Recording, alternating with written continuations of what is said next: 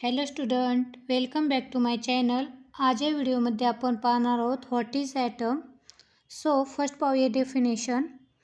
Item is the smallest unit of matter. Atom हे smallest unit आहे मॅटरचं म्हणजे पदार्थाचं. That retains the properties of an element. ते रिटेन्स करतं एलिमेंटच्या प्रॉपर्टीज, त्याला आपण म्हणतो atom. It consist of a nucleus containing protons and neutrons. Atom हे प्रोटॉन्स आणि न्यूट्रॉन्सने बनलेले असते.